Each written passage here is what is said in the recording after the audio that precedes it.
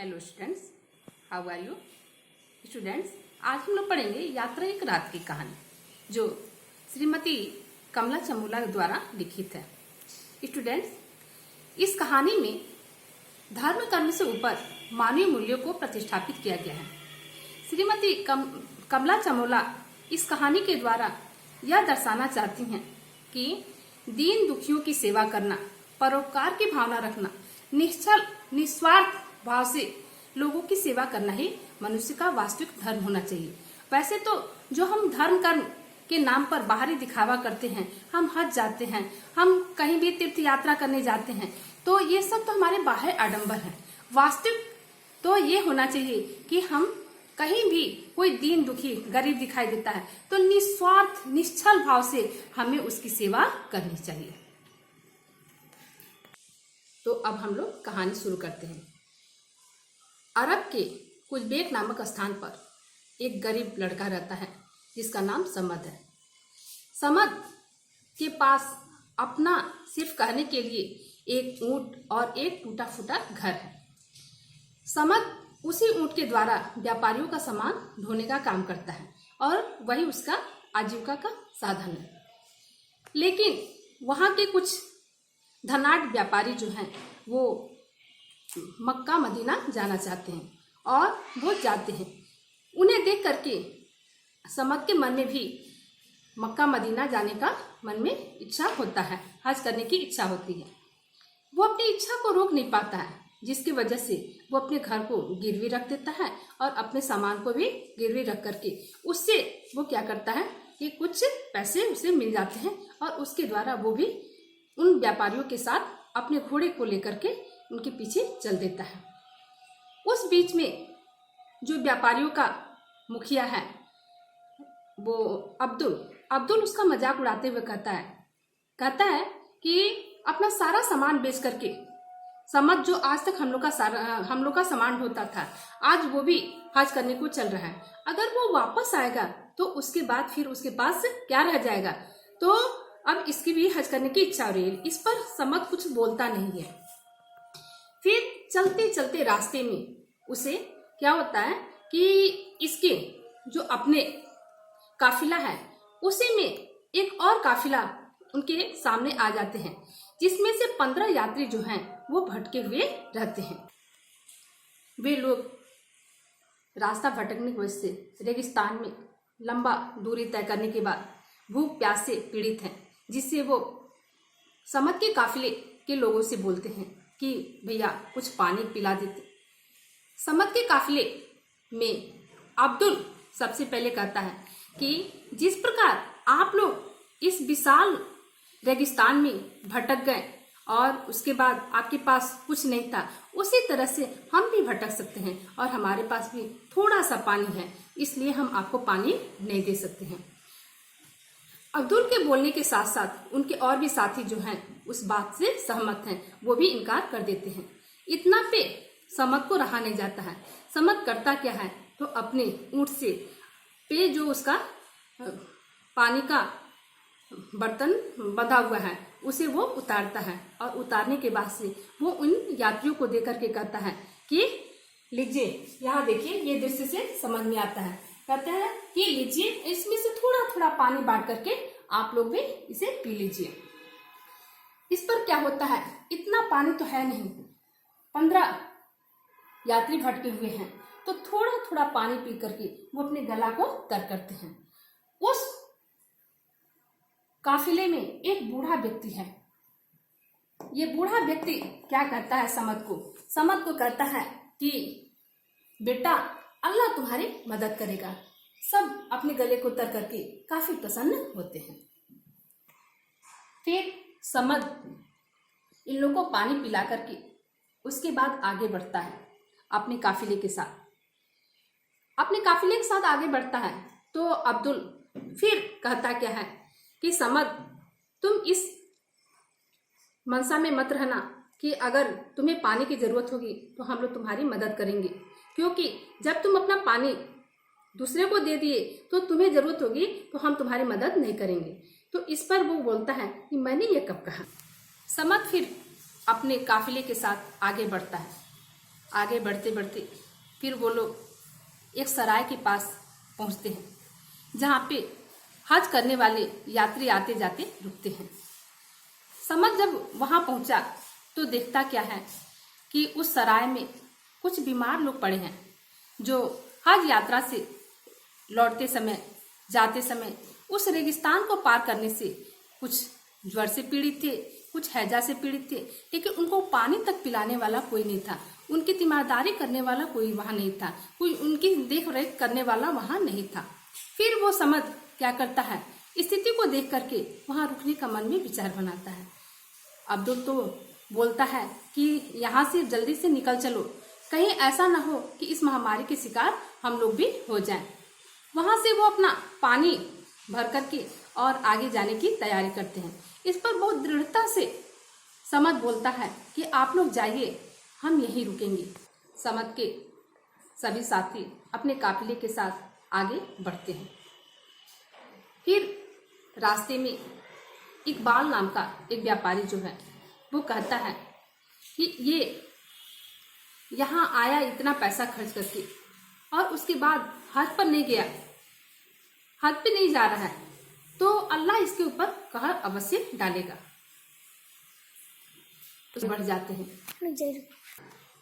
समद के साथी जो हैं अपने काफिले के साथ आगे बढ़ जाते हैं और समद क्या करता है, फिर उस सराय में जो बीमार हैं, जिनको ज्वर हुआ है, उनके माथे पर ठंडे पानी का वो पट्टी रखता है और जो वहाँ दवा है उस दवा से उनकी सेवा करता है। जो मरने वाले हैं उनको कुरान शरीफ पढ़ के सुनाता है। इस तरह से करके धीरे धीरे उसी में से जो बीमार व्यक्ति हैं वो स्वस्थ होते जा रहे हैं और अपने रास्ते को बढ़ते जा रहे हैं। एक बूढ़ा व्यक्ति उसमें जो था वो जब स्वस्थ हुआ उसके बाद समझ से एक दिन बोलता है कि वो भी उनके साथ लग कर सेवा करने में लग जाता है और दोनों एक कमरे में रहते हैं। फिर उसके बाद वो समद से एक दिन कहता है कि समद, अब तो लगभग सब यहाँ स्वस्थ हो गए हैं, हम लोगों को भी हज पे चलना चाहिए।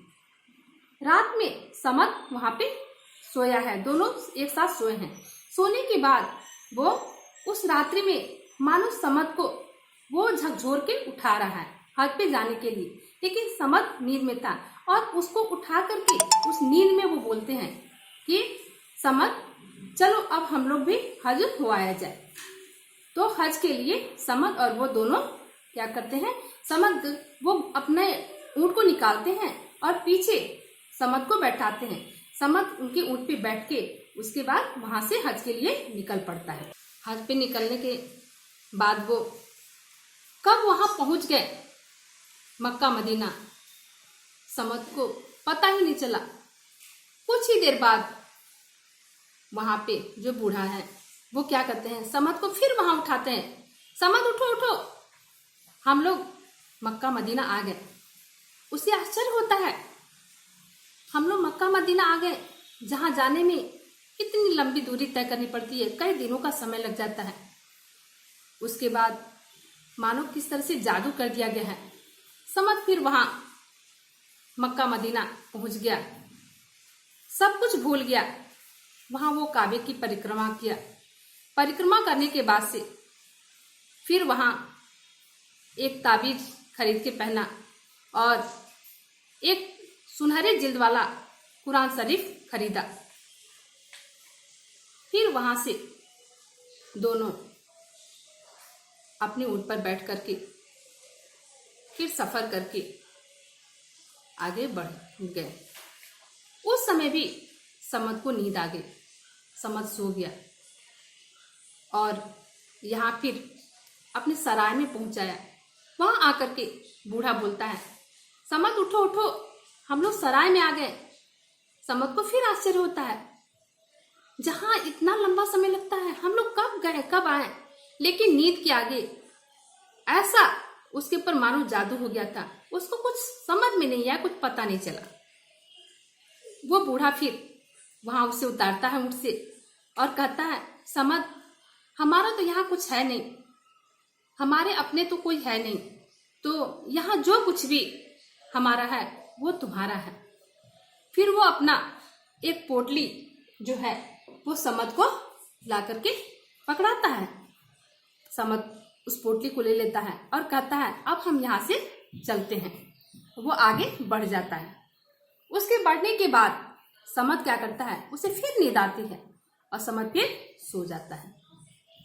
कुछ देर बाद सोने की समद की नींद जब पूरी हो जाती है, समद उठता है तो अपने को सराय में पाया। उसके बाद उसे धीरे धीरे सारी बात याद आती है और वो कहता है कि मैं हज करने गया था। सराय का मालिक जो है कहता है कि तुम हज करने कब गए थे? अभी तो कल तुम यहीं थे। और हज कब कर आए? हज करने में तो कम से कम यहाँ से जाने में, अभी इस सराय से जाने में 10 दिन का समय जाने में लगता है और उतना ही लौटने में भी लगेगा। वो कहता है कि नहीं, हम गए थे।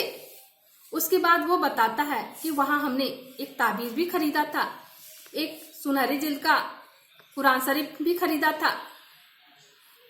धीरे धीरे उसको सब बात फिर याद आने लगती है। उसका हाथ जो है फिर अपने गले के पास जाता है। गले के पास जब पहुंचता है तो वो देखता है कि उसके गले में ताबीज था।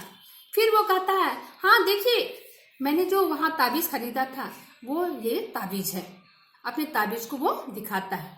उसके बाद फिर वो जाकर के अंदर से अपने कुरान शरीफ और पोटली को लाता है और सारी बात बताता है।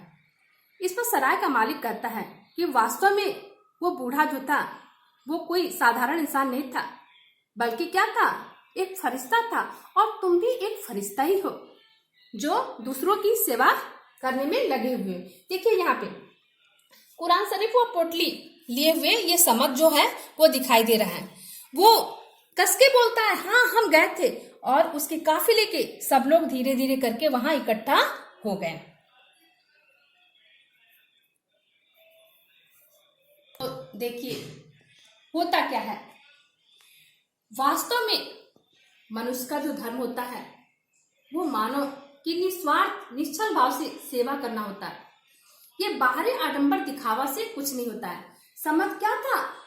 समद निस्वार्थ भाव से लोगों की सेवा करता था, जिसकी वजह से अल्लाह ने उसकी मदद की।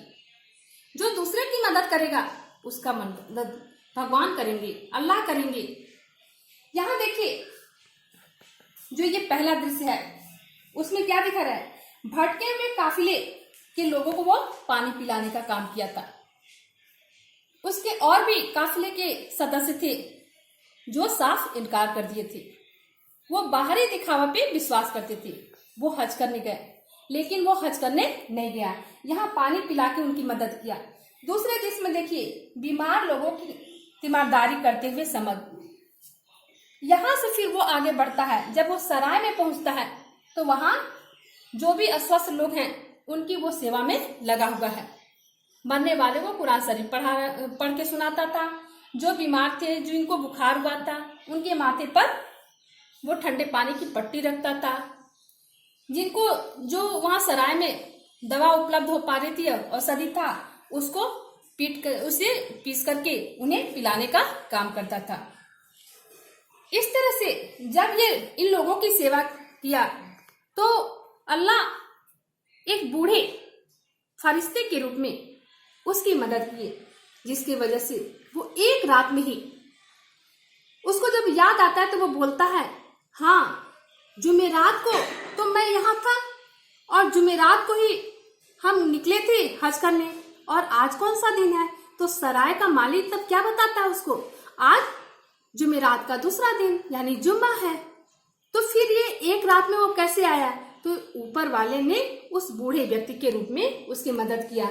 तो देखिए वहां से वो कुरान शरीफ वो पोटली लेते हुए ये समद यहाँ दिखाई दे रहा है कि वो जो पोटली है उसको उस बूढ़े ने उसे पकड़ाया, कुरान शरीफ और ताबीज उसने खुद खरीदा था।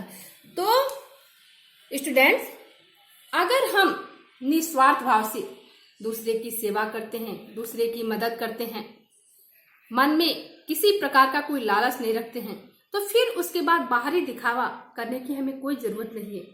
ये धर्म कर्म जो है ये तो एक मन की शांति है, वास्तविक शांति, वास्तविक धर्म हमारा क्या होता है? तो हम मानव है तो मानव की सेवा ही हमारा धर्म होना चाहिए, ना कि हम जा रहे हैं हज के लिए और रास्ते में अगर कोई ऐसे व्यक्ति मिल रहे हैं जिनको हम कुछ दे सकते हैं, जिनको हमारी जरूरत है, हम उनके काम नहीं आ रहे हैं। उस हज करने से, उस धर्म यात्रा करने से कोई मतलब नहीं है। इस कहानी के द्वारा हमारी लेखिका ने यही हमको आपको बताया है। यात्रा एक रात की कि एक रात में ही वो हज कर आया और अपना सारा धर्म बना लिया। तो अगर हम इस तरह से काम करते हैं ऊपर वाले हमारे मदद करेगा। ठीक है स्टूडेंट्स, हम ऐसा समझ रहे हैं कि आपको ये दृश्य के द्वारा सब कुछ समझ में आ गया होगा और ये पूरी कहानी आपको समझ में आ गया होगा। ठीक है, थैंक यू।